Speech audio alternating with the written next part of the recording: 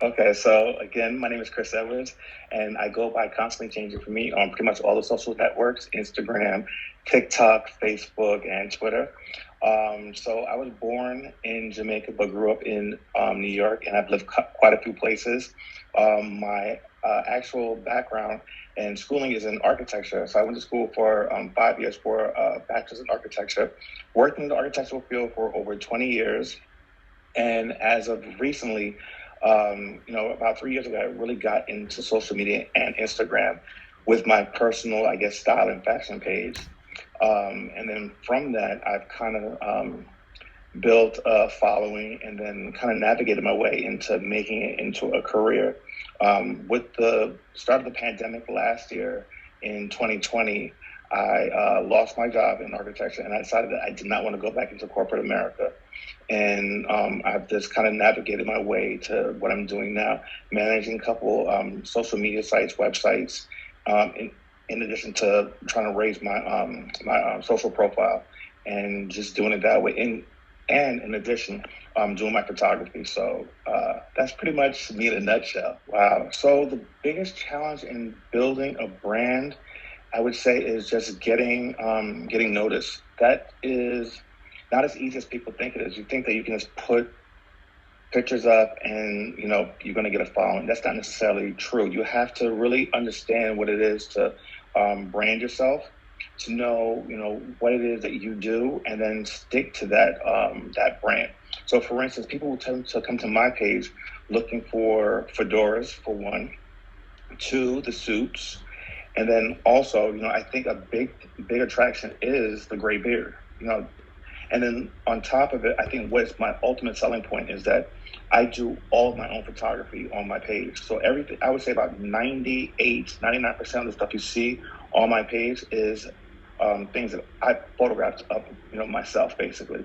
And I control the entire system from start to finish. I reach out to the different brands that I'm working with to collab with them. I do my own styling. I shoot my own content with full lights, cameras, and audio. And then I do all of my post-processing editing. And then I package it all together and I put it out.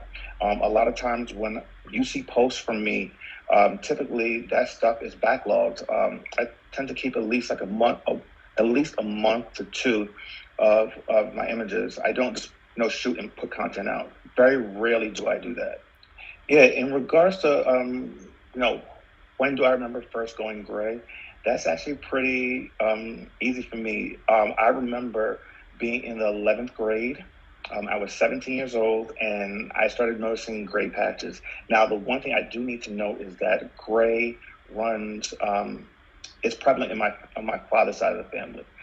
They tend to all gray fast, so that was something that's expected, and it wasn't something that was uncommon to me, and I wasn't ashamed or embarrassed about it. It was something that made me kind of stick out a little bit. For all of my adult life, I've always had gray. Before I shaved the hair, I had hair, and I had like a whole huge gray patch. And actually, it wasn't even gray. I'm not going to say gray because it was white. It went from black to white. There was no like gray in between. Like most of my hair now, luckily I still have a little bit of black left, but most of it is just white. And I embraced it at a very young age in the hair. When I started getting it in my beard in my, mid to late 20s, I would dye it. It's not that I was ashamed of it. It's just that you wanted to have that cohesive look. So, you just dye it black. But I would say like I think when I fully stopped dyeing it, I was just about to turn 40 or a little bit like late 30s. And I said, I'm done with it. I'm embracing the gray, embracing the white, and just going with it. I actually love it. So as I got older, I think, the mindset is that people look at you like, oh, well, how old are you? Even though I looked young, people tend to look at the gray hair and say, well, all right, well, how old are you? Or you just look good for your age. And then I just kind of wanted more of the cohesive look, so I just dyed it gray. And then, of course, people tell you, oh, why don't you just dye it, because it was very salt and pepper looking. It was more patchy, and I think you fall into trends where people, you listen to the advice of other people, and you kind of like do that to kind of fit in. So I did that. But like I said, as I gotten a little older, like my late 30s, early 40s, I was just like, I'm done with it. I embrace this. I enjoy it. It's kind of like my signature now. I've had different lengths of it. The longer it gets, the more white it is. Um, but I embrace the white hair. Now the most type of comments I tend to get is, "Oh, it looks very sophisticated." Um, People try to guess my age. I tell them, because I just turned 46. They're like, "You're 46?" I mean, people tend to think that I look a little younger, but because of the gray hair, you automatically assume that you're a little bit older. But I love it. I think I look distinguished. I feel like I've lived a full life having it, and it makes me feel good.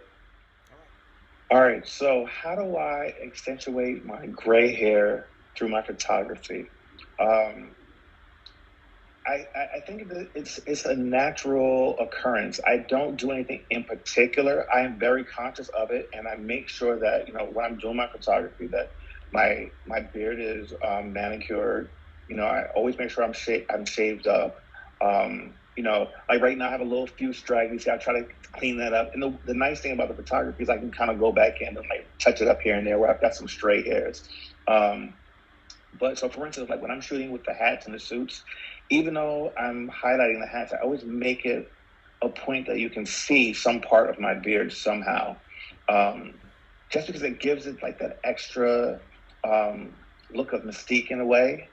Uh, if you don't see my face, you see the hat and you see the beard, you think it's an older gentleman. But then when you do see the face and the beard and everything, it's like, oh, okay, that's a little bit different.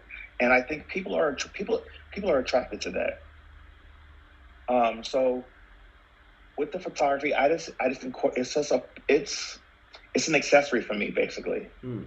Um, and I think it goes well with pretty much anything I put it with. It really stands out when I use bold colors. Like I've shot some stuff in some fuchsia recently.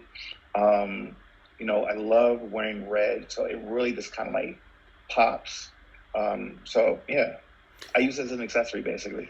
So let me see if I can just kind of parse it down. What would I tell someone who wants to get into social media, who's of a certain age, over the age of 40, and how do they navigate that? So first thing I would say is, most importantly, you have to be confident. And a lot of people start out not having that confidence. I can even say for myself, like I think I'm a very confident person, but it's one thing to be confident in your own space and with the people that you normally deal with in your circle. Um, but to do it on such a wide platform can be a little disconcerting. Um, and what I say is, like I said, just have the confidence within yourself, and then also just know that it's social media. You take it seriously, but not too seriously. At the end of the day, um, people will have the comments, but it really doesn't reflect on who you are as a person. And when you lay your head down a bit at nighttime.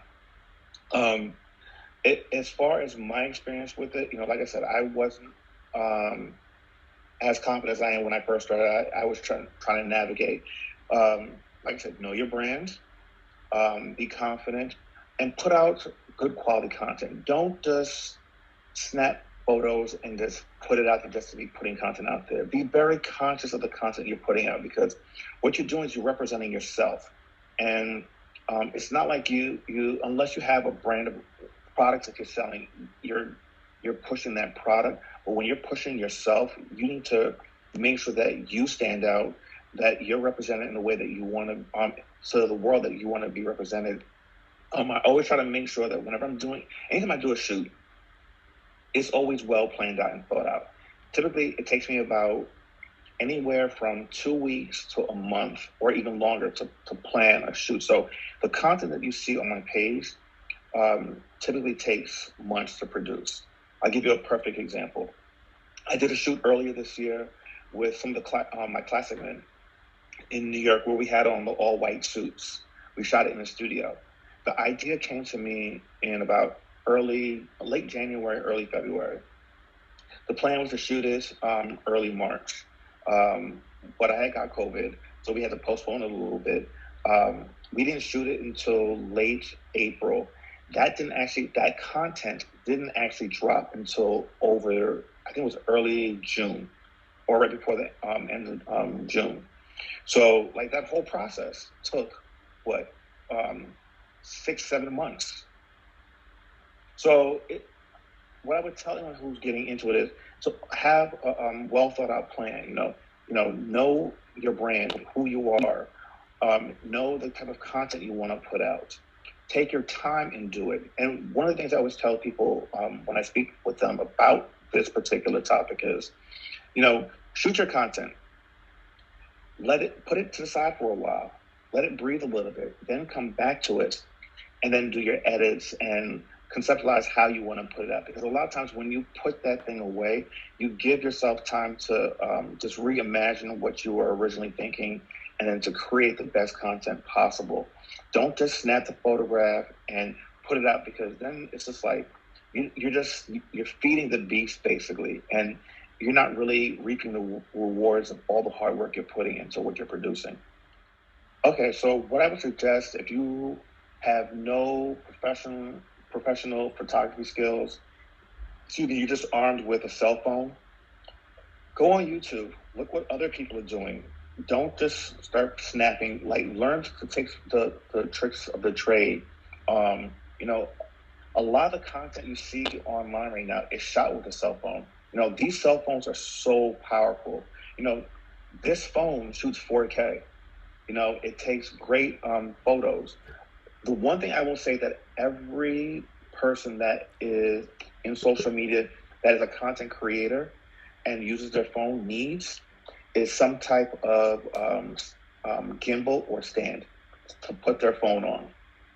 Get some type of Bluetooth remote, so I'm gonna plug Apple right now, because Apple, if you have an iPhone or an Apple Watch, you can actually capture the content away from your phone. So for instance, my Apple Watch can, using the camera remote on my watch, I can control the camera on my phone and take photographs. So if I set it up on a tripod, like 5 feet away from me, I can sit there, I can see myself on my watch through the camera, and I can have it on a timer delay, hit the button, and take the photo. And to be honest with you, a lot of the stuff that I've done and do, I do that with my phone.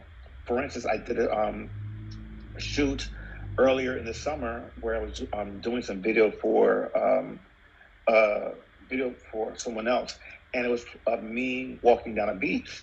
I didn't want to bring the whole big gear with the camera and the lights. I said, I'm just going to use my phone because it was during the day, so I knew I was going to get good light. It was during sunset. So I set it up on a tripod on the beach. I used the camera app remote on my watch.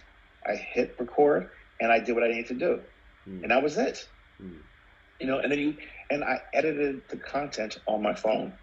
And that's the other thing. Even though I'm a professional photographer, my tools of editing are my M1 iPad 12.9 and my phone. All the content you see me produce is produced on those two devices. I have a Mac desktop, but I don't necessarily need it because I have Photoshop on my iPad. But stepping back as a lay person, you can create the content on your phone and edit on your phone and upload it from your phone.